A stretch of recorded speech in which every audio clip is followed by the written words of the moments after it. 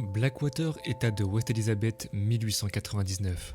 Ville en pleine expansion sans vraiment trop d'histoire, sauf qu'un jour, la venue d'un ferry transportant une énorme somme d'argent va à jamais changer, mais aussi traumatiser cette ville. Mais laissez-moi vous raconter cette histoire. Comme dit précédemment, nous sommes en 1899 et durant cette période, le gang de Dutch Van der Linde va énormément vagabonder dans différents états. Et à un moment de leur histoire, ils vont établir un camp proche de la ville de Blackwater. L'objectif est clair, dérober une énorme somme d'argent afin de fuir les États-Unis pour une vie meilleure. Mike Abel, qui était alors un membre récent, va parler d'un ferry qui va s'arrêter au port de Blackwater, et ce ferry contenait une très grande somme d'argent. Dutch Van der Linde, qui lui était le chef du gang, va accepter de braquer ce fameux ferry. Dutch ne le savait pas encore, mais c'était la pire idée possible, surtout que ça va à jamais sceller le sort de son gang.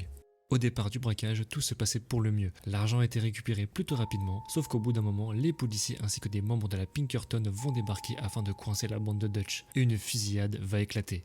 Le bilan est lourd, très lourd, pas moins de 38 victimes sur les lieux, 22 hors-la-loi, mais aussi 15 représentants de la loi. La dernière victime est Eddie McCourt, abattu sauvagement par Dutch. Cet événement possède un nom, et c'est celui du massacre de Blackwater.